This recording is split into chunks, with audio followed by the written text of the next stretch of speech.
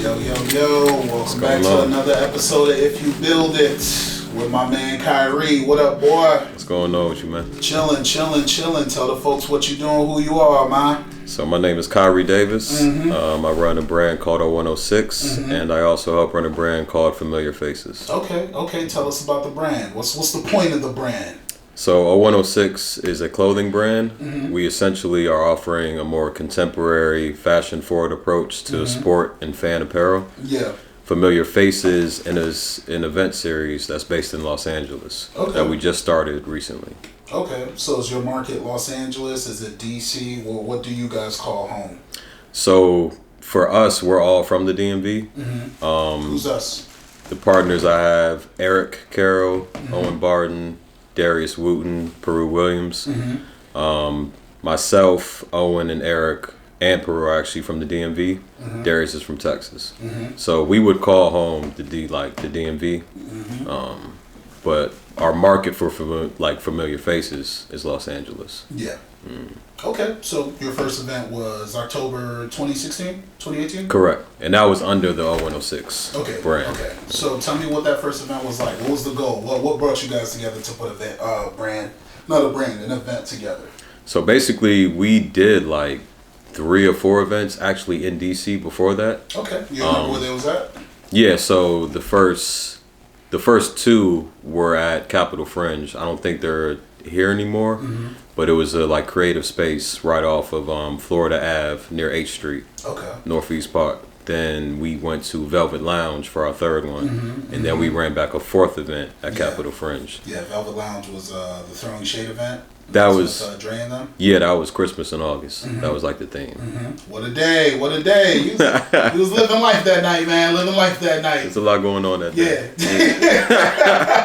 For sure. But yeah, so we did those 4 events, and Owen actually came to the 2nd event, I want to say, which was Beach House. That was the one at Capitol Fringe, and he saw that there was something there, so he thought it was a pretty good idea to kind of transition the events to Los Angeles, because he's affiliated with the music scene out there. So was Owen a part of the original crew before the visit? The original was just me and Eric. Okay. That's kind of how it first kicked off. What brought you and Eric together to do an event? Or were you guys boys already and it's hey, we might as well throw some events here and there? So yeah, we met in college back in 2012 during my sophomore year. Yeah. And so we've just known each other for a minute, and we were kind of getting to a point in our lives to where the 9 to 5 just wasn't cutting it. And long story short, we was basically just unsatisfied with what we were doing Monday through Friday. Okay. So we started thinking of ways that we could just kind of get ideas off and just put things together. You see what I'm saying? And so we kind of landed on this concept of playing, because we used to do pre-games and have music videos on in the background. Yeah. It was a very good vibe, you know what I'm saying, with people all around. This was back in Maryland? So kind of, but it really started kicking off when Eric moved out to DC 2015, I want to say. So this was a bit after college. Correct. Yeah. So I graduated 2014, so it was maybe a year or so after.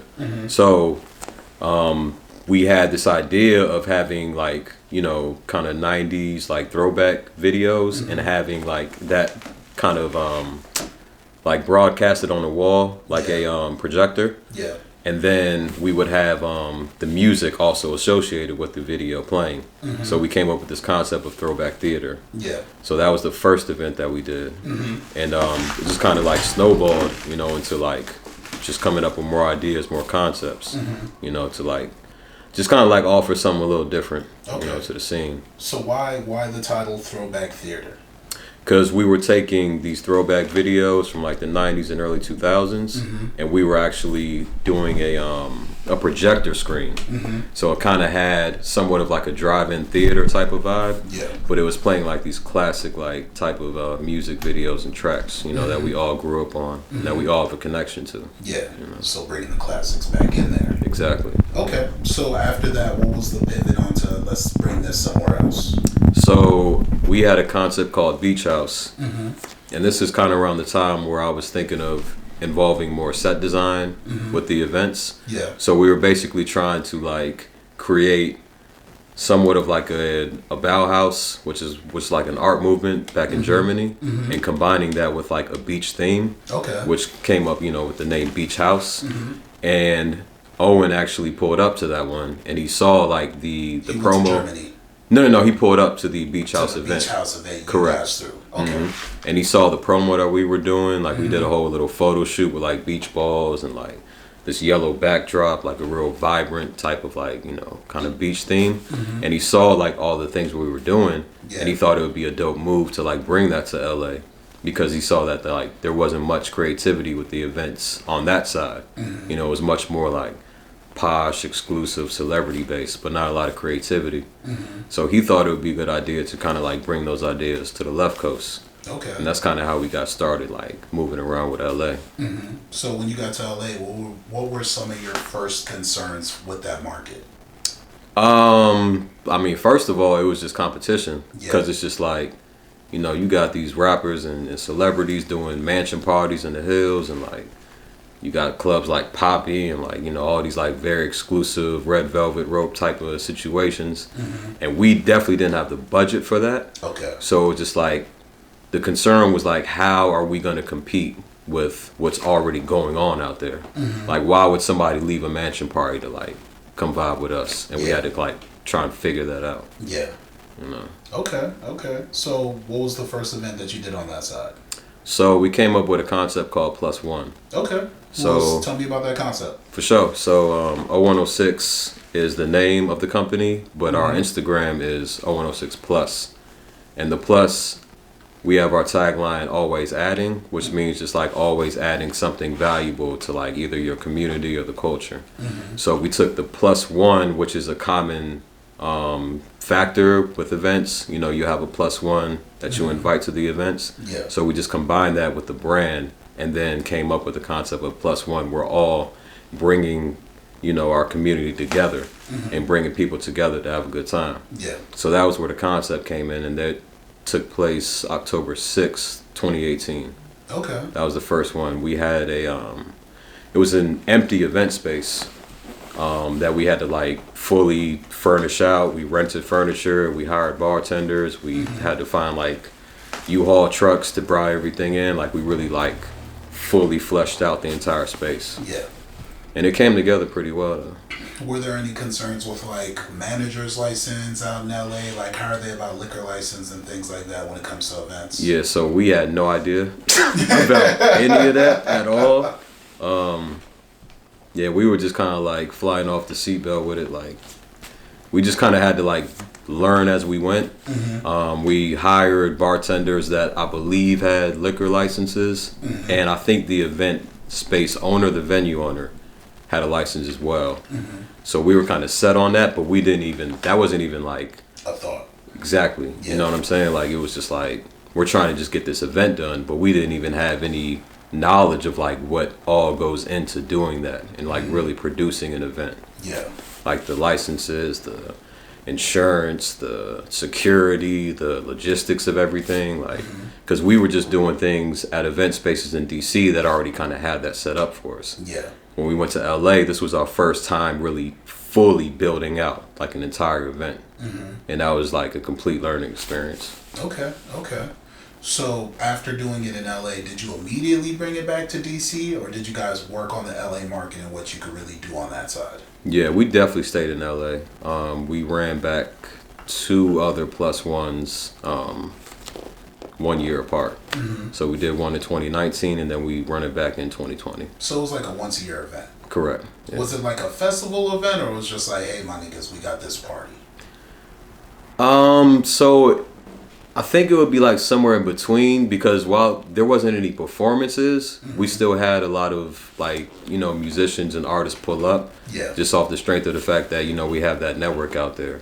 So they would pull up, show love, catch a vibe, and it was pretty interesting to see like them in that element, because like I said, a lot of the parties in LA are very like posh and very, RSVP lists, velvet rope VIP section, and to just see these celebrities and artists like just really like just kind of just chill, what I'm saying? Just like feel like they're in a comfortable environment. You know, it was a really dope thing to see. Was there pride in being able to put together such a dope event Completely. in that LA market, especially when it comes to the culture of stardom? Completely. Okay. Tell me a bit about that. I think it was something that we realized that wasn't necessarily available. Because like I said, the culture out there is pretty, you know, exclusive, you know, blue check, verified, celebrity type. Yeah. We had the ability to, like, I don't want to say like dumb things down, but just like provide a little more like comfortable, like, you know, less nose up type, you know what I'm saying? Like sedity, bougie type vibe, you know what I'm saying? We offer like a little more comfortable cookout, like that just very comfortable vibe where you don't have to worry about paparazzi and like, you know, people with their phones out and all that. It was just like everybody came to function, everybody came to have a good time. So yeah. I think we just realized that that was something that wasn't really readily available in LA at that time. Okay. So, tell me about bringing it back to DC. What was the goal? So, as far as DC, well, I guess we should rewind a little bit. We started to realize that these parties were pretty expensive. Okay, because, so are we going to touch that number? Yeah. You want to put the number out there? We touched No. Say that like a lot of money was spent. There was a lot of money spent. Yeah. There was definitely a lot of money spent. Between 3 or 5? 5. Okay. Yeah. You know, each person contributed. What were the goals of the parties originally? Originally, we were just trying to like make impact, like try and build up a name just to get people familiar with the brand, so that we could then transition into some type of monetary conversion, whether that be apparel, whether that be ticketed events, bookings, things like that. Was there clothing at this time? There was merch. Okay. I wouldn't say it was full on like apparel, like you know what I'm saying. It was more just merch that we would provide during the event and sell during the event. What's the difference between merch and apparel?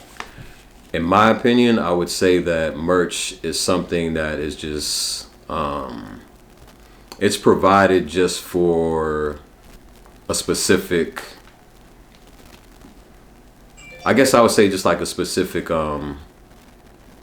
really event for real. Like when you think about concerts, or when you think about if you go to a game, or you think about, it's just like focused on like, it's almost like a souvenir. Yeah. Apparel, in my opinion, is much more directly focused on creating garments and like really going into the design of things and like the silhouettes. It's just, I think it's more of an involved process as far as apparel goes. Yeah. I think merch is a little more of like a byproduct of what you're already doing. You see what I'm saying? So. Okay. So is there apparel that you guys are proud of now that ties back to that time when you brought merch onto the scene? So you asking like new releases that you guys are working on now? Oh, facts. Yeah, we actually split up the brand. Okay. So 0106 currently is like I said earlier, more of like kind of like a sport fan apparel type of brand now. We have a brand called Familiar Faces, which is strictly focused on the events and the music, because we ran into, I wouldn't say an issue, but like it came to our awareness that like people were associating their focus with like certain things. It was like, we only want the events from y'all. Like we don't really care about the clothing that y'all got going on. Or it was like, you know, the events are in LA. Like like what are we gonna do with that? Like, you know, we're gonna focus on the clothing. So it was just like, all right, let's just go ahead and just split this down the middle. We'll focus like the events, music and all that in LA. Then we'll deal with the apparel of everything in DC. Okay.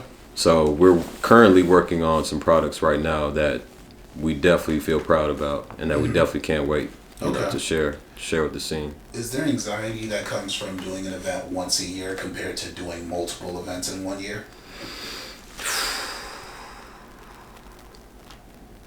Yes and no. Okay. I'd say that there's anxiety of delivering when it comes to doing it annually. Okay, tell me more about that. So if you're only doing it once a year, you gotta knock it out the park, because people are gonna have the perspective of like, fam, y'all had, you know, a full 365 to like really get this thing together. Yeah.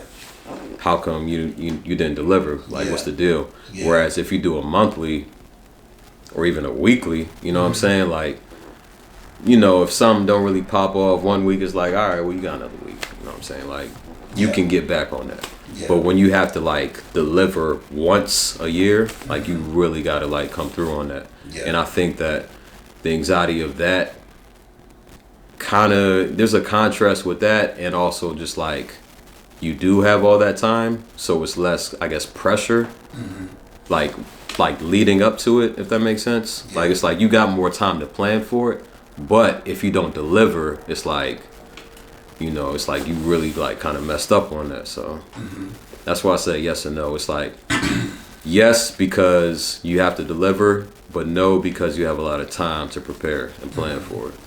Okay. So getting back to worrying about the roof over your head and how much money's coming out between 5 people, what lessons were learned there after you came to that realization? As far as how much people contribute, or like what is it? Or putting yourselves in position for people to contribute to what you guys do. So just so I'm clear, so you mean just like monetary? What did we learn about as far as like how people contribute, or just like?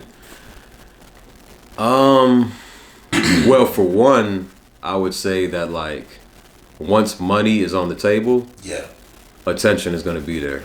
Because it's like, okay, you are now actually invested in this, so you're gonna want to see some type of ROI, like return on what you're putting out there. You know what I'm saying? What does ROI stand for? Return on investment. So it's like whatever you put up, you want to see something come back. You know what I'm saying? It doesn't have to be necessarily dollars and cents, but it could just be, I don't know, more followers, or just like buzz, or like, you know what I'm saying, just getting your name out there. But there's like got to be something, you know what I'm saying? Like, you don't want to just put all this effort and work into something for nothing at all. So we saw that like when people are actually putting up their hard-earned money, they want to see something like come out of that, you know what I'm saying? So we saw that, and we saw that just how people have to like balance what they got going on in their lives too. And you have to be realistic about that. Like, you know, none of us are full-time with this. You know what I'm saying? We all, well, 4 out of 5 of us, well, I think like pretty much 3 out of 5 of us have 9 to 5s. So it's like, you got to balance that. You got to balance your personal life. You got to balance family. You got to balance bills. You got to balance, you know what I'm saying, all this type of stuff. So there might be some times where you can't, you know, come through on the full share or full contribution of it. You know what I'm saying? Because life happens. So it's also just a thing of being realistic about what you can offer, when you can offer it, and how you can offer it. But it's about being upfront about that too. You gotta be honest about it. You can't just feel embarrassed or like, you know what I'm saying, like have too much pride to just be like, look, I don't really have it. Like at this point, I can maybe do more work on the groundwork. I could probably just, you know, do something else to contribute value. But when it comes to the bread, like, I just ain't got it right now. And I think you got to be honest about that. Because once you get to a point where you're not living up to the expectation that you had, that's when drama starts. Because it's like, bro, you said like you was gonna, you know, do X, Y, Z, and now you're not delivering. So now that starts to snowball into like more issues, you know what I'm saying? So it's just about being honest and like realistic. And you had to deal with this in the original team of these concerns. Just a concern. Not saying this happened, it's just a concern. I'd say it was a concern just because of like the fact that we all do have separate things going on in our lives. So it's just like, I think it's just being like realistic. Like, we might have to deal with this because we're all dealing with other things for real.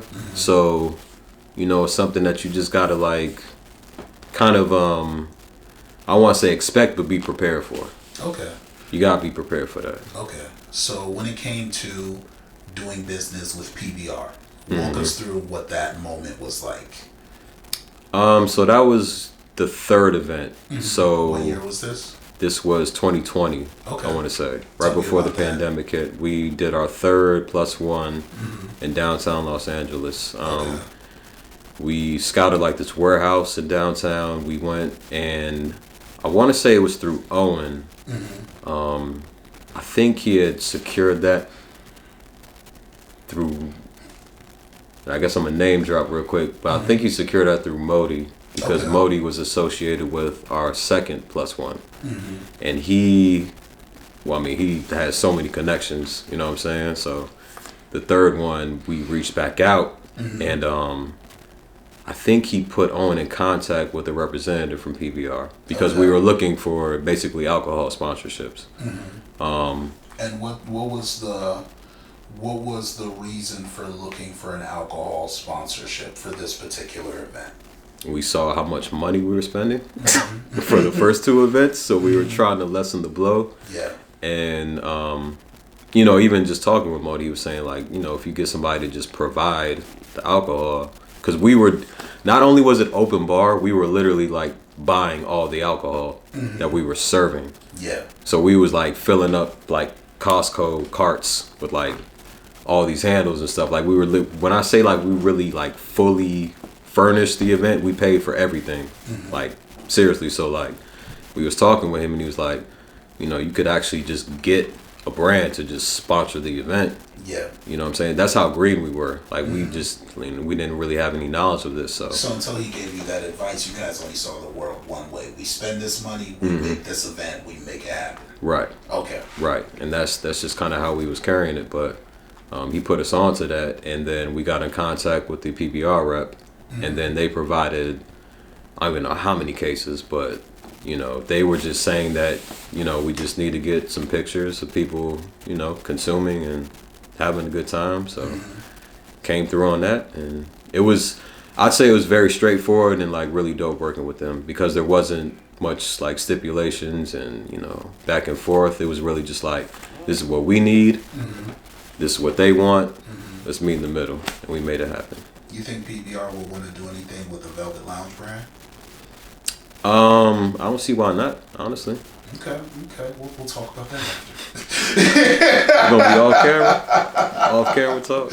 Yeah. Okay, so since the event having to do with PBR, the pandemic smacks everybody in the face. Okay. What happened in that time? So, oh man, it's dramatic almost. Because there were events that were involved. Oh man, yeah. So we it's funny because we were actually planning on doing an R&B showcase at South by Southwest. Yeah. That was coming up in March. I think we started kind of hearing, you know, just like effects of COVID like around February, right? Like that time frame. But you know, at least for me personally, I was thinking it was just, you know, it's kind of like swine flu or like, you know what I'm saying? Like it was like something that'll come and just kind of pass over.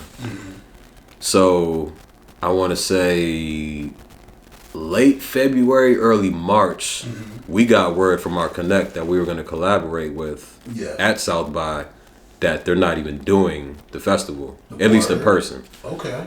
And then we were seeing, well, we were hearing rumors of like, you know, South by is like laying off all these staff members. And like, yeah. So everything was hitting the fan. Exactly. Yeah. But it was a good thing too, because, well, not. It was good that you guys were aware of what was happening. Exactly. Yeah. Because we were about to start signing contracts with management. We were about to start getting flights for these artists and like setting up lodging and everything. A lot of money was about to be spent. Exactly. Yeah. So we got word, and it was like, oh, okay. We might need to be careful. Right. Yeah. But then it started like, you know, I think when March hit, that's when really like, you know, people started going to panic mode. That's when things started getting shut down, lockdowns. And then it was like, okay, like I think we're going to need to kind of pivot here, because for one, we're not going to be able to do events now, but we still need to find a way to like keep building the brand and, you know, find a way to get some money too. Yeah. So we kind of started leaning into more of the apparel direction at that moment. So you guys leaned in early. Say it again? You guys started leaning in early, making plans for the plans. Correct. Happening. Correct. Yeah. Correct. So we started leaning into the apparel and everything during that time period. And then it was just like, you know what? just looking down the road, like you gotta find a way to make your livelihood no matter what. So we started thinking about like what is something that's gonna be a little more dependable than like the event scene. Yeah. Because like even during the lockdown, people were still spending money. It just wasn't on going out. Yeah. So we were trying to like think of like, how okay, can we bring it to them? Exactly. Yeah. So that's kind of when we started leaning more into like the apparel direction. And yeah, we did the online thing for a little bit, and you know that's, I don't know, that got a little complicated and convoluted because. I mean, tell us how it got complicated. I'd say it was really like we were trying to figure out the Facebook ad thing. Okay. And it's. Tell me more about that, because I know we had some personal talks about Facebook and the Facebook ad and the program. Yeah. I don't know, man. It's almost like they got. I don't know. It's almost like they got us in a strangle because like, you have to pay money to like get the ads. Yeah. And the more money that you pay, the more technically, like you'll get more exposure, more your reach. Exactly, you'll get your product in front of the people that you're aiming to do that. But the thing is, it's not just like a cookie cutter 1 + 1 = 2 type of thing. There's all these variables and there's like math behind the math. That exactly, you know what I'm saying? Like, at the front. and you got to do all this research, and you got to like do all this testing and all these experiments, and all of that is costing money at the same time. Yeah. So it's just like they don't let you know that you basically need 3 months of testing before they could have you tap into the market that you would like to reach to, even though you already know your market is and where they're located. Exactly. But the LiDAR system doesn't work like that. Exactly. Yeah. Exactly. So we was like, I mean, banging our heads against the wall trying to figure this thing out, and then it just got to a point where it's just like, you know what, man? I feel like we should probably just like, I mean, get it out the trunk type of thing. You know what I'm saying? Just like, you know what? We just gonna go hand in hands type. You know what I'm saying? Like, just get right back in people's faces and offer the product and see how they respond, really, because you know we spending bread. a lot. Real bread. We spent a lot on the events, and we spent pretty good amount on the ads. So it's just like, man, we got to figure something out. You know what I'm saying? So,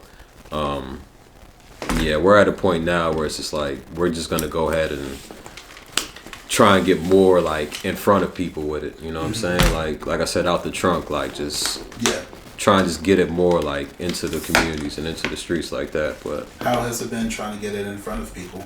So we literally just got this thing started. Like I'm still getting shipments to my house, like right now of inventory. Yeah. So everything's being shipped out of your spot.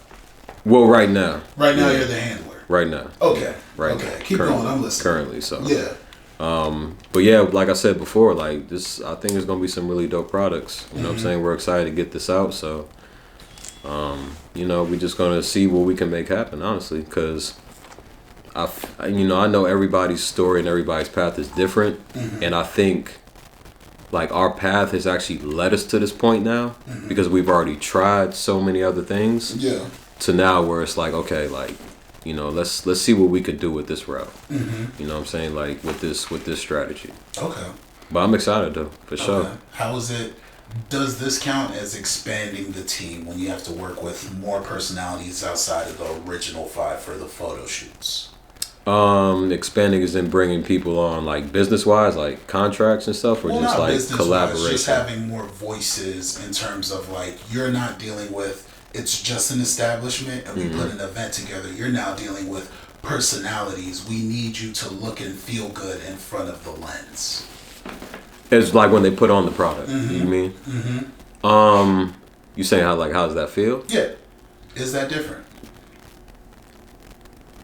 Honestly, I'd say it's kind of similar to the event space, just because like when people pull up to the events, you want them to have like a dope experience. Like you want them to like feel like, okay, like I really enjoy being here. Like I enjoy the people that are here. I enjoy connecting with these people. Yeah. So I think it's similar in the way of like you want them to basically have a good like impression, like a good experience, whether it be if they're pulling up to an event with their friends or they're like copping the hoodie and like wearing it around their friends. Yeah. You kind of want that similar type of like pride in like being associated with the brand.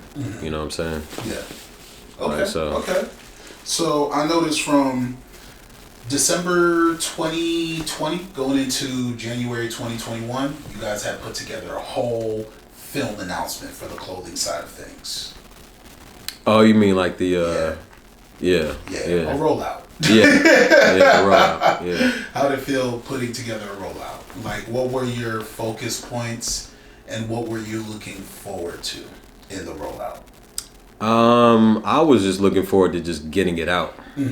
Like, you know, we had planned for this, the designs, you know, the collaborations, bringing the people in, you know, on the photography side, shout out to Kevin, the cinematography side, shout out to Brooke, like, you know, the talent that we had, you know, just bringing all that together. Yeah. I was just like excited to see it, like the final product of that, like how that's actually going to come together. Yeah. You know what I'm saying? So, I think that was like the dopest or the most exciting part for me personally. But it was definitely a lot of logistical aspects. There was definitely a lot of, you know, just making sure like people are comfortable, you know what I'm saying, like during the time. Because like I said, there was a photographer, there was a cinematographer, there was 3 models, and it was at the Kennedy Center. So it's not exactly the most accessible location. Like people had to park like on different sides and like walk up the steps like at the reach. Like it's not, there's not parking there, so you gotta like, you know, we were kind of running around trying to coordinate everything. So that was a bit of a headache, but it was also kind of exciting in a way too, because you're seeing literally like how your actions are all leading up to like this one thing. And once you see it like complete, it's like, damn, like, okay, we really did that. So I think that was probably the most exciting thing, like the finished product. Did you have to reach out to the Kennedy Center before you guys pulled out or anything like that? Or was it just like, hey, we about to mob out, do this shoot, keep it moving? So actually, I asked Kev, shout out to Kevin J. I was like, yo, because he's done shoots there.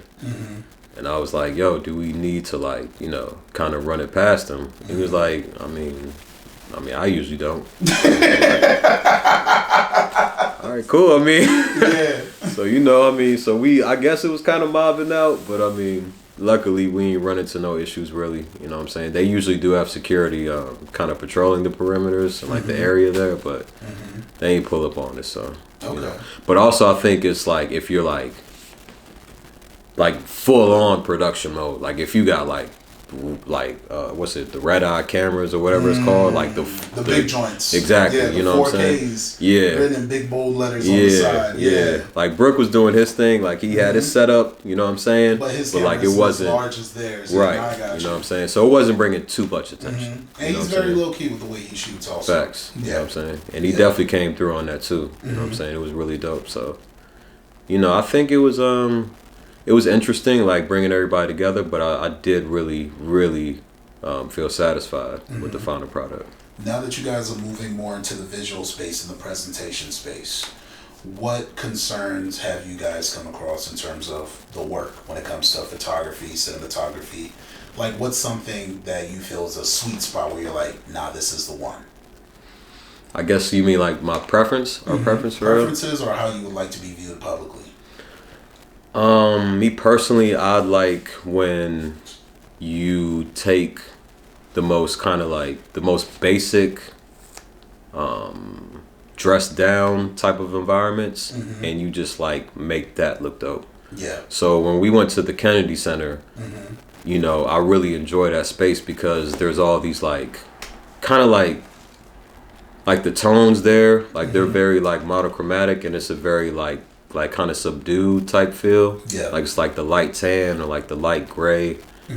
But we're kind of contrasting that with like the products because we kind of offer a little bit more of a colorful, a little bit more of a vibrant type feel. And just seeing that contrast, seeing that contrast is like really dope. Like when you see it put together. And I really enjoy Kevin's photography because he has a really dope way of capturing just like the natural feel of compositions. Like he uses a lot of natural lighting, a lot of natural backgrounds. Like he doesn't use like heavy edits, and I think that looks so dope when you're able to just like capture that moment without having to like really like do too much to it after.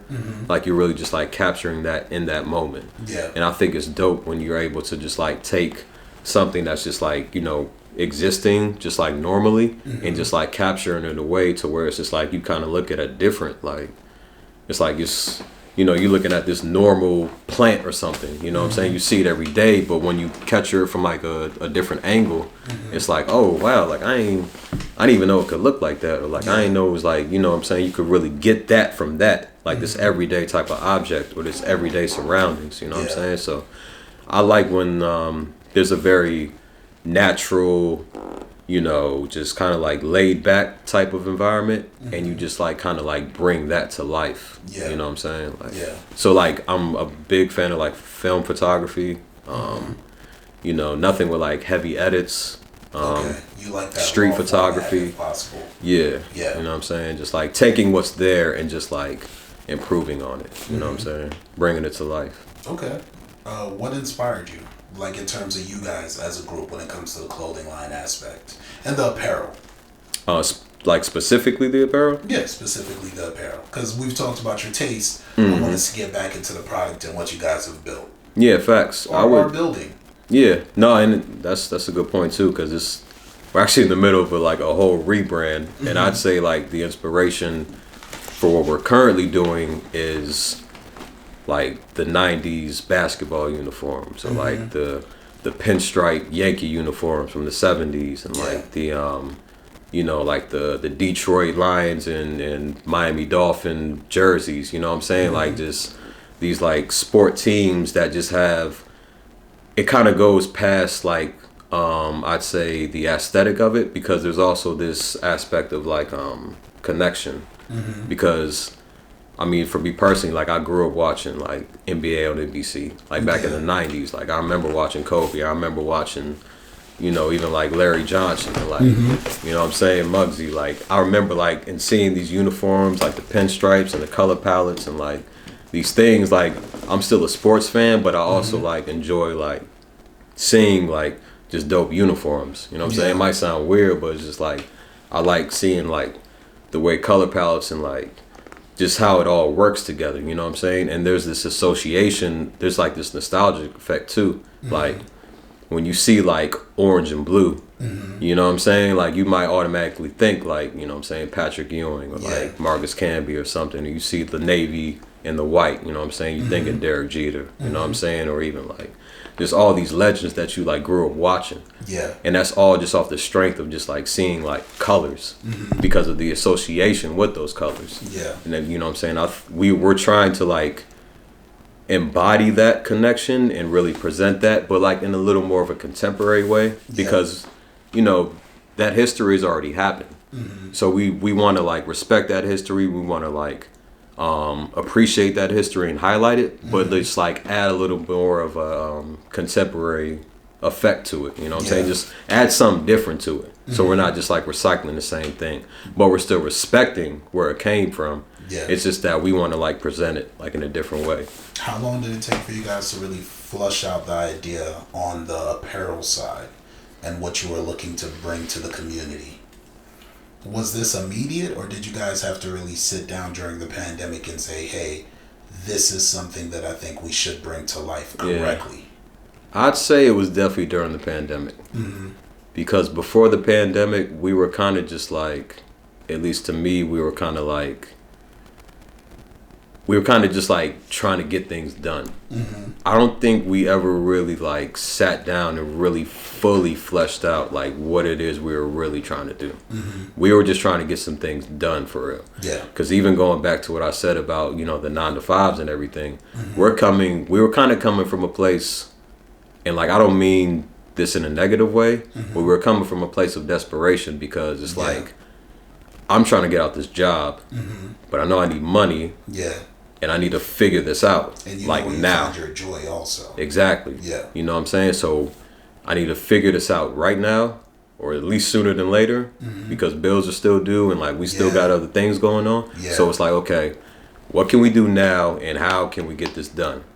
That was like really, and we didn't really take the time, at least to me, to like really sit down and be like, okay, I know we're trying to get things done, but what is it that we're really like trying to accomplish here? Like, what are we actually presenting to these people for real? Yeah. You know what I'm saying? To the people that are like supporting us. Like, it's just like, cool, we got a dope event. You know what I'm saying? Like, we have a very, you know, we're very talented at like making things look dope and presenting things. But it's like, what is it that we're actually presenting for real? Yeah. Like, how are these people going to connect beyond like the aesthetic and just how it looks and how it sounds?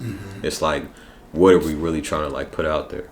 And I think in a way the pandemic kind of gave us that time to just like kind of reassess like what, you know, what it is we're really trying to portray. Yeah. And like, what are we really trying to get out there? Yeah, what are we doing here? Exactly. Yeah. You know what I'm saying? Because like for a while we was just kind of, and don't get me wrong, it was definitely dope. You know what I'm saying? Like, people still talk about the events, but it was just like, you know, what are we trying to do here for real? You know what I'm saying? And I think that time gave us the ability to kind of think it through and be like, okay, you know, let's really think of like how we're gonna actually connect here, and like how we're gonna actually like, you know, bring people in, and why people should even care for real, why people should even spend their hard-earned money on it. Like, and I, you know, in a way, I'm kind of thankful for that, you know, for the time to at least think, you know what I'm saying, and really just like, okay, like, you know, what are we really trying to achieve here for real?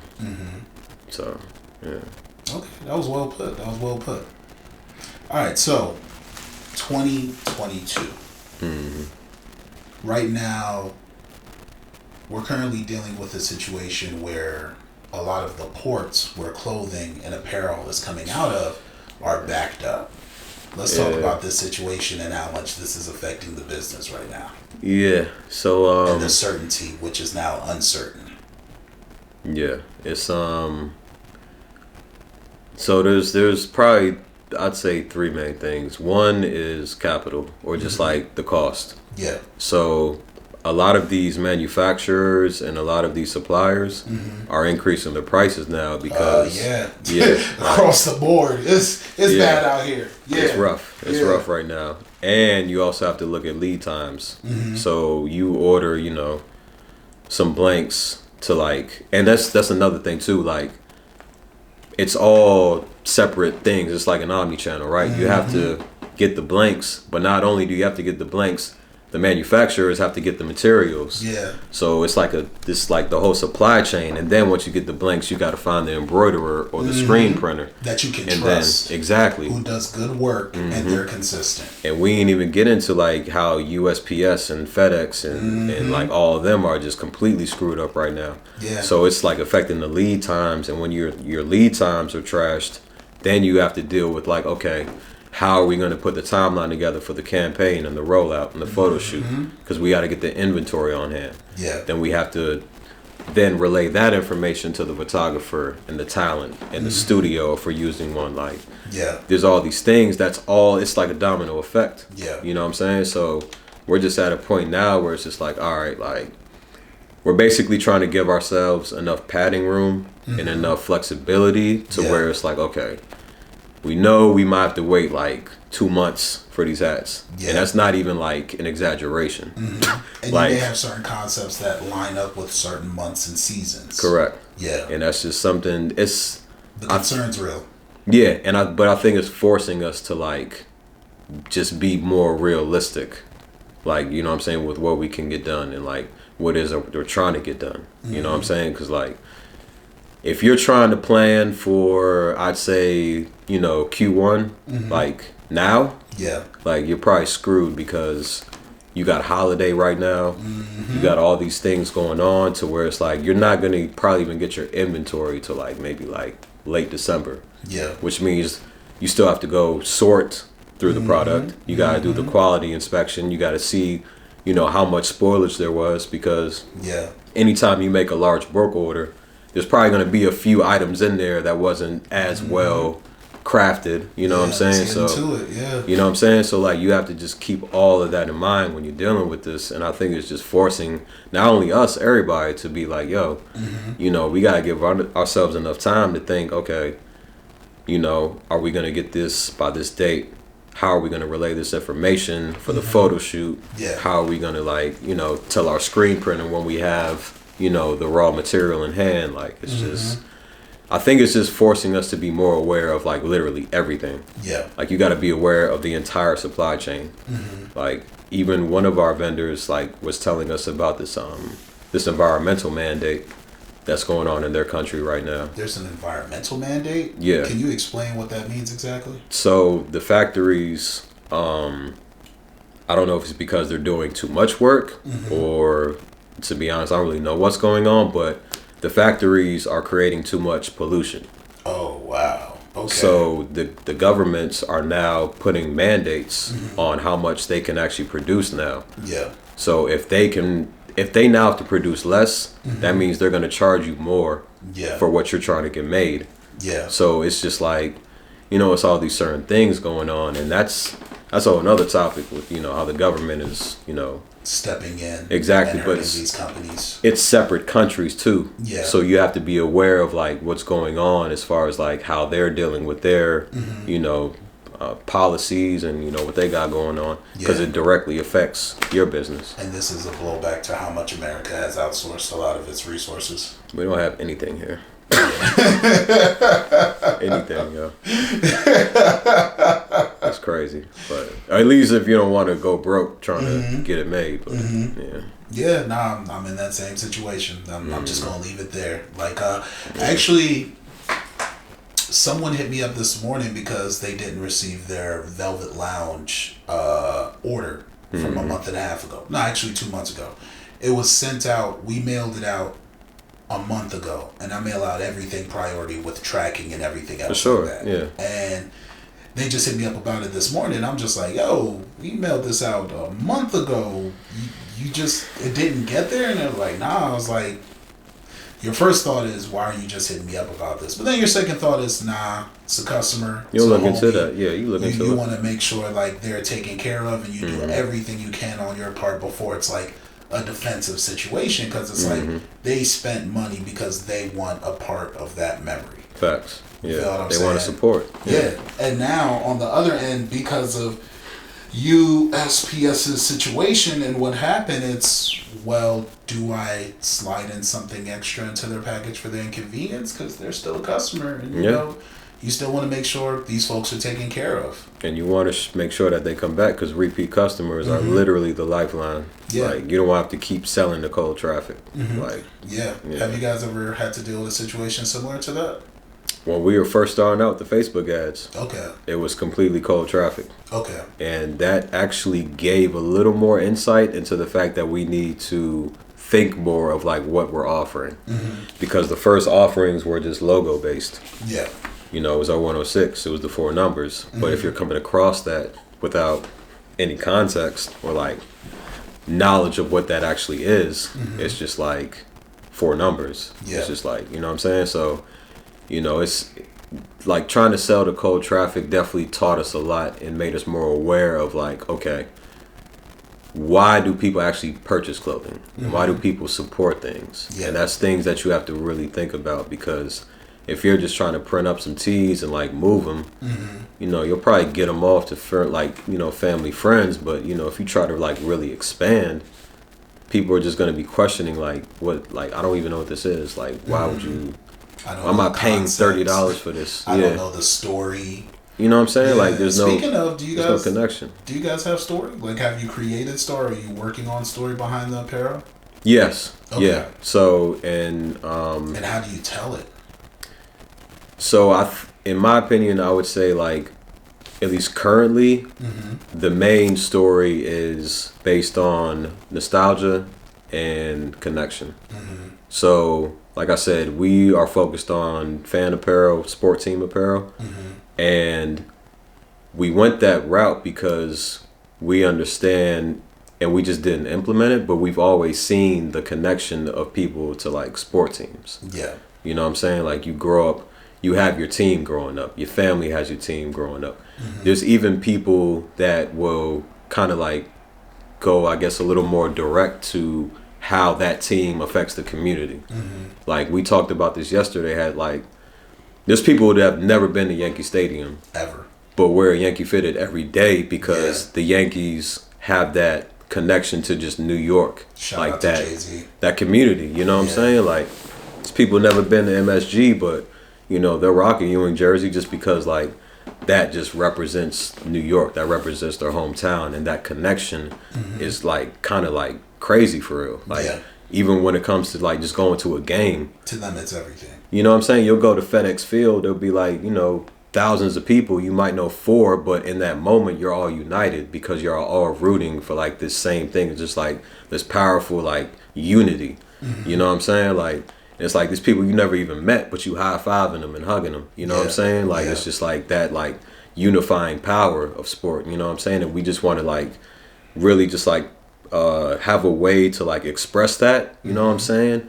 But like a little more of like implementing like more creativity, a little more experimentation with it. You know what I'm saying? Like, there's a concept called home team that we're gonna like eventually roll out, and that we can get into more detail later. But we basically want to highlight people who are, you know, contributing to the culture like in their communities, and like kind of have that as like a way to stamp that as like the team, like the home team, like the DJs, the artists, you feel me? Like the individuals are like cultivating and creating culture within their cities and their communities.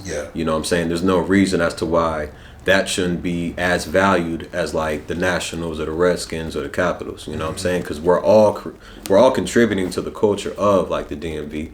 It's just in a different way. But it's still, the craft is still there. You know what I'm saying? People take 1,000 jump shots, you know what I'm saying? People still got to work on their mixes. People still got to like, you know, come up with concepts and work on their bars or like, you know, working on their music. It's all based and rooted in craft. And there's like such a parallel with that in sport. So we're trying to like really present that, you know, connect that, you know what I'm saying? And present that in a way where people can understand it. Because I think it's like something that's just so like similar, you know what I'm saying? Like the pride that people have in a sport team, I feel like that should be the pride that people have in the people cultivating like culture in the same city. You know what I'm saying? So it's just it's something that like we're working on and that we're excited to like. That sounds exciting. Start pulling out. That sounds super exciting. Do you guys see yourself tying the LA culture more into DC and vice versa, or would you like to more so cater to that culture and what they already have there? That's a good question, because I think in the beginning, I feel like we were trying to like be that bridge, like connect, like, you know what I'm saying, the heads in LA, like, you know what I'm saying, because that's where they got all the resources, you know what I'm saying. There's no secret that there's not much that's offered to DC. So it's just like, you know, we was thinking of like being that bridge, you know what I'm saying, but it's just like, how many people want to actually cross it? And it's also reality check of like how many people actually want to let that happen. Because you got to keep in mind, like, let me see, it's like when you have a lot of power and like you have like, you know, you basically got it. For some people and certain entities, that can kind of cause them to feel like if anybody else gets this, that means I'm losing. I don't want people, you know what I'm saying, coming in and like taking away from me. When in reality, it's just like, you know, there's plenty to go around, but it's just like this mentality of like when you're in the castle, it's just like you don't want, you know what I'm saying, you don't want other people to start jeopardizing that, you know what I'm saying? So it's just like, you know, we don't gotta, I guess, get into detail, but like we kind of saw like, you know, there was pushback. Basically. So, you know, we kind of decided that, okay, let's at least start with embracing what people already have going on, you know what I'm saying, and just finding a way to enhance it. You know what I'm saying? Like on their terms, you know what I'm saying? We ain't trying to come in and like disrupt anything or tell, you know, everybody what to do. We just gonna come in and just like figure out where we can fit and figure out how we can contribute. You know what I'm saying? Add to it. You know what I'm saying? Like always adding. Like we're trying to find ways to add value. You know what I'm saying?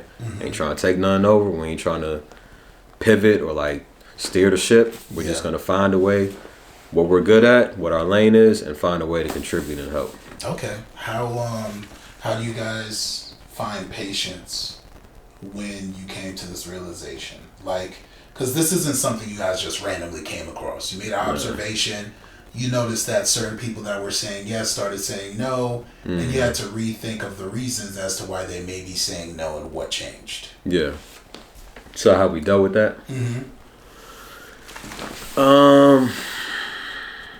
Shit, I mean, I'd say we just kind of just accepted it. Like, it's just like, y'all ain't rocking, so I mean, shit, it is what it is, man. But, I mean, you know, I think there's also kind of like a relief in that too, because it's just like, all right, like if you don't want this to happen, then, you know, whatever. Like, we'll just find a different way. That's simple. Instead of just banging your head against the wall trying to figure it out. It's just like, you know what? All right, y'all got it. Yeah. We'll just figure another way out for it. Yeah. You know, so I think it was just more just accepting. Okay. Accepting, like, how things are. Not necessarily settling, because we're still doing, you know what I'm saying, what we can do. You know what I'm saying? Yeah. It's just like, all right, this ain't working. We'll figure another way. Okay. So, DC, LA. A lot of folks from DC and the DMV have moved to LA. Yeah. Tell me about the comfort zone. For them or just? Just going back and forth, because you do business going back and forth. You're like one of the members of 0106 who get to go back and forth, and you see a lot of familiar faces that used to be on this side. Yeah. Does that give you something to look forward to when you head over to LA, outside of just the experience? Yeah, I'd say it's like it's dope seeing people like achieve what they set out to do. Cause like I said, there's no secret that there's not a lot of resources out here. Yeah. So in a way, like if you say not a lot of resources, give me an example of that. Honestly, if you're in entertainment or like, you know, music, somewhat fashion too. You find more obstacles out here when you're trying to like really expand. Yeah. Because there's just not a lot of like, you know, resources available. Like in LA, you know, you got all of these different like manufacturers and, you know, suppliers and vendors, you know what I'm saying? Like right there. Yeah. You know what I'm saying? You also have the power of celebrity out there. You know what I'm saying? It's just like, and it's just access. Like, yeah, there's just like this allure to LA too, like for a lot of people, you know what I'm saying? So, you know, I'd say it's like a little easier to get things done. But by the same token, like, I feel like most people still want to like, you know, contribute to where they came from and like, you know, still have that connection. So, yeah, you know, when I go out there, at least, you know, I think it's dope to see people who went out there with a plan and a mission and achieved it. Yeah. Because it's motivating. Okay. And you see that it's like achievable. You know what I'm saying? You're seeing people are actually doing it. Do you have someone that's an example of that on that side that you could think of off top? Shit, I say Owen off rip. Okay. Like, you know what I'm saying? Like, in terms he got of his production and what he be doing out there. Facts. You know, he got out to LA. He had a plan. He had a goal. He produced on, like, I don't even know how many tracks at this point. You know what I'm saying? You got to work with. Any notable stars we can mention? For sure. Wale, Ade, Blast. You know what I'm saying? Like, shit, even Logic from the earlier days. You know what I'm saying? Like, there's other artists too. And it's just like seeing that, the grind that was involved with that, the plan that he had, and the fact that he really came through on that and converted on it. Yeah. You know what I'm saying? It's just like, that's just really motivating to see. You know what I'm saying? And especially when it's your homie, because it's just like, you can have that talk with him, like, you know what I'm saying, what helped you? Like, you know what I'm saying? How like, did you get here? Yeah, you know what I'm saying? Like, he can drop the gems for you, so it's just like, it's just dope seeing people have a plan and really come through on it. Okay. Because there's a lot of people out here that, like, you know, it's, you know, talk is cheap. You know what I'm saying? A lot of people got a lot of that to offer, but when you see people really convert on what they talking about, you know what I'm saying? Like, it's really motivating. Yeah. Yeah. So, for sure. That was like a nice gem right there. Yeah, I mean, it's real though, man. Like, when you see that actually happen, you know what I'm saying? It's just like, it makes you want to get off your ass and really, you know, just get to it. Yeah. You know? And you can sometimes tell when, like, people are driven because they've lost something before, so they know what it means to lose. Because I think a lot of folks pull up to the game and they're just like, oh, it's not that big of a deal when we don't do well. And it's like, nah, it's always a big deal. Yeah. Yeah. Yeah. That's usually when you green. Like, you know, it's like that wide eye thing. You know, you come into the game and you think, I don't want to say you think it's sweet, but it's like, it's going to be easier. This shit's not easy. Yeah. Like, at all. Yeah. So it's just like, but I think once you get that spanking for real, once you really, like, you know, bruise your knee a couple times, you're able to take those lessons, hopefully at least, and apply that to, like, okay, that definitely didn't work. So, you know, let's, like, mix it up. And honestly, at least from my personal experience, the more I've lost and the more L's I've taken, the more I'm less, like, uncomfortable with taking L's or even taking risk. Because, like, to be honest, at this point, like, now, I really don't, I want to say I don't have any fear, but it's just like, I guess I just don't even care at this point. Like, you know what I'm saying? Like, we know what we're rolling for. We know what we're trying to get done. So it's just like, let's just try and find a way to make this happen. I don't care how many L's we taking. I don't care how long this takes. Like, we're making this happen. And I think that comes from just like, just getting spanked and just like, you know what I'm saying? Just taking all these L's, and it's just like, you know, it's almost like when you're growing up. It's just like, the older you get, the less the spankings hurt. You know what I'm saying? It's just like, it's like, all right, whatever, man. Just like, you know, just get it done. Just find a way to make it work. So it's necessary on the path to success. I think. Or at least getting close to it. Everybody take L's, you know what I'm saying? Like, I think it's just a part of the process. And I've also been lucky to have mentors and older people to, like, you know, just not only provide an example of, like, you know, what this journey looks like, but also be solid, like, in combination with that. Because I know there's a lot of, like, the older generation, for lack of a better term, will kind of shit on us and, like, you know, just not really want to even bother, like, showing us or, like, offer advice, you know what I'm saying? And I think I lucked up with that, you know what I'm saying? Having people like with Mo, G, Mitch, Sauce, like, JD, like, basically, like, because I've worked a lot with the museum. And they've pretty much taught me everything, like, honestly, you know what I'm saying? Like, and I can't offer enough gratitude for that, you know what I'm saying? Like, the amount of shit, like, I've learned and the talks me, Mo, and G have had, like, you know what I'm saying? Just, like, giving me all this insight, you know what I'm saying? All this game and all this honesty, you know what I'm saying? Because that's another thing, too. Like, people will sell you the dream, but not tell you, like, what comes along with it. Because even when you get successful, you know what I'm saying? It's like, I mean, that's when it just starts.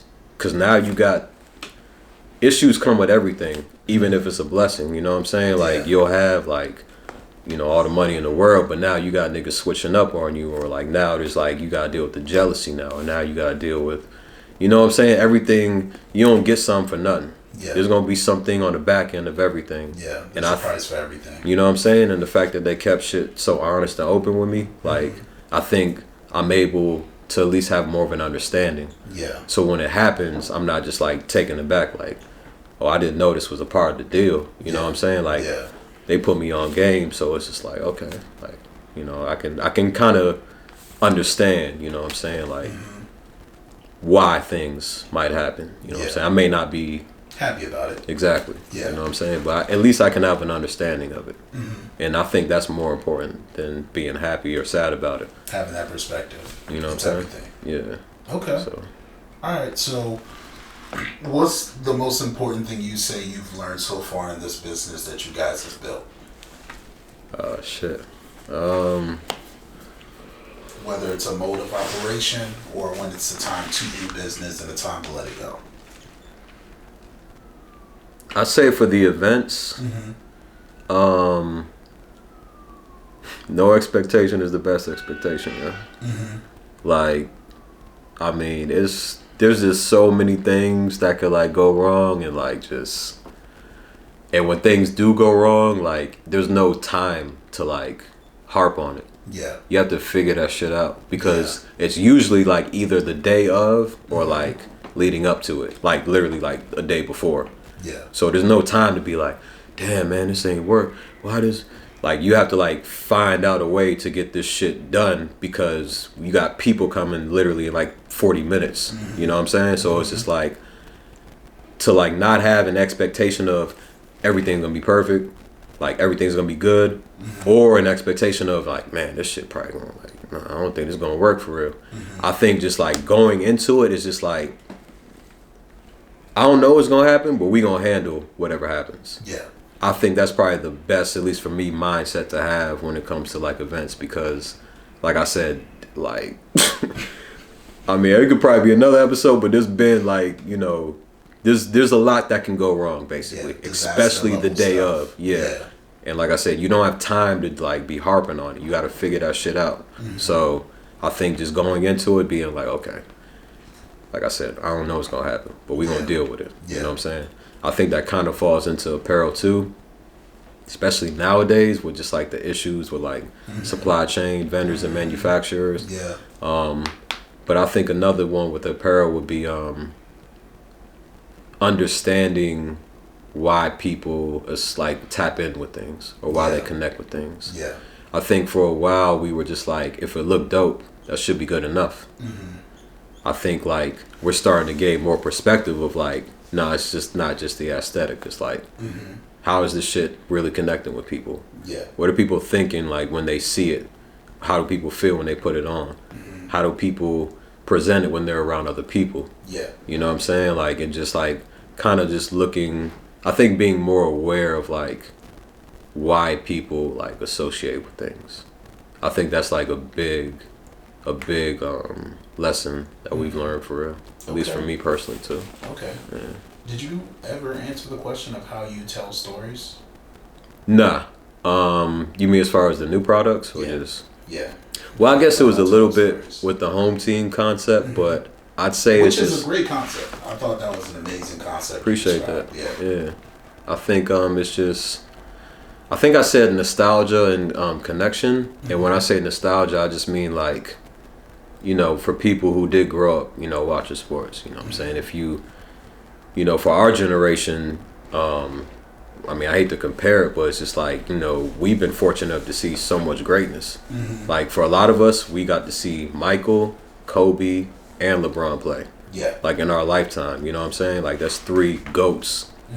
You know what I'm saying? Like I'm probably, you know, a little ignorant to a little bit of like other generations, but I'm not too sure of like we got it sweet. Yeah, you know what I'm saying? So, but just the nostalgia of just like, you know, when you see like that 23, or that 8, or that 24 RIP, like it's just like that's like nostalgia. Like you have that like that's childhood for real. You know what I'm saying? We also got to see underappreciated greats like Facts. Allen Iverson. Facts. In terms of how that organization hasn't really put their arms around him like they should have, and actually like brought him into the building like he should be at this point. That's true. We have examples of greats who got the ring and greats who were like they were good enough, but the other greats were there. And that's like Charles and all that. Like, because when we think of the old greats, we think of the greats and a couple of folks around them who didn't quite make it. Right. But outside of that, it's not like a long list of names. Exactly. You feel what I'm saying? Yeah. So I mean, there's like that nostalgic effect, and also just like I said, the connection of just like there's like this hometown pride that's associated with just like sports. You know what I'm saying? Like even it could kind of be associated with like even on a college level too, like where you went to school. Like people will rep that, like, you know what I'm saying, just like off the strength, you know what I'm saying. So it's like it just goes so much deeper than what's going on the field or the court. Like it's this whole like, if you from this city, like this what you riding for. Like there's people who don't even like watch sports that will just support, you know, the team because it's because it's, you know what I'm saying, this the city. So you know what I'm saying, like I would say like that's where we're going to be focusing the majority of the storytelling. Okay. Just like that connection to like the community and that like that nostalgic effect that people have, you know what I'm saying? Like, because it's a powerful emotion. Yeah. Like that's childhood type stuff, you know what I'm saying? Like that's something that like you grow up on. So that's not something. The business of selling emotion is not easy. Nah. Yeah, it can get volatile too, but I think if you have the correct intentions, you're not trying to like manipulate, you're just trying to, you know, enhance or just bring things out, you know what I'm saying? Like just like try and provide like something that is something that just brings joy, or like something that just like people will like connect to like in a positive way. You're not necessarily trying to manipulate them to like think a certain way. It's just like you already have these feelings, you know what I'm saying? And we're just trying to like celebrate that and like highlight that, you know what I'm saying? Like in a positive way. So Okay. So wrapping this up, where can the people find you? 0106 Plus, that's on Instagram. 0106plus.com is the website. Familiar Faces is the Instagram. And we're working on the website right now as well. So Okay. definitely on the lookout. We also have Familiar Faces, an event coming up in December and January as well. So And this is a 2021 going into 22. correct. Yeah. Okay. And before wrapping this up, when it comes to building things, what's one piece of advice you would give someone who's looking to get into the business or be adjacent to it? I'd say accept the time. Like, it's not gonna come when you want it to come. Like, it never does. And it's something that like you kind of just gotta accept for real, you know what I'm saying? Because if you don't, you're just gonna end up like banging your head against the wall, like asking, why is this not working? Why is this not coming when I want it to come? You know what I'm saying? Because I'm putting in the work. Yeah. I'm putting in the effort. I'm shaking hands with the right people. Yeah. But shit ain't shaking for me right now. I think you just gotta accept that like things are gonna happen when it's time for them to happen. And unfortunately, there's no fortune teller for that. You don't really necessarily know. But the only thing that you can do is just continue to put forth your best effort. And I know this sounds cliche, but just like really just keep your head down and just fucking keep working, because if you stop, you're never gonna get to that time. You're never gonna get to that point. Yeah. But you also have to accept the fact that you're not gonna necessarily have it on your terms or like your time. It's not gonna happen when you want it to happen. Yeah. And that's something that I think you should accept early on, because it's just gonna cause you more stress, you know what I'm saying, wondering why it's not happening for you. Yeah. So I think, you know, whenever you building something, focus on the process. Like just accept the fact that it's gonna happen when it happens, but just find joy in like building it. You know what I'm saying? That actual process of like what you're putting in. You know what I'm saying? Because even when you reach the top, like then it's just like, okay, what now? Yeah. You know what I'm saying? So when you focused on the actual process of it, of course you want to achieve something and you got a goal in mind, but that's not necessarily like the main focus. Yeah. When you're focused on like the work that you're putting in, it's like, okay, I'm not necessarily concerned with like how much money I'm about to get or like the status. I'm just in love with like the craft and what I'm doing. Yeah. You know what I'm saying? So I guess that's two things. Like it's gonna come when it comes, and focus on the process. Yeah. So I think that's probably at least the two things that's helped me the most. All right. Well, appreciate you pulling up, bro, and So, sharing these gems, man. This definitely was a good one. I appreciate you like letting me pull up for real, man. Nah, of course. Yeah. I mean, for your first time, that was a great interview. I'm gonna turn these cameras off. Man. Hey, thanks for coming, guys. Appreciate y'all So, pulling man. up to another episode of If You Build It. Peace.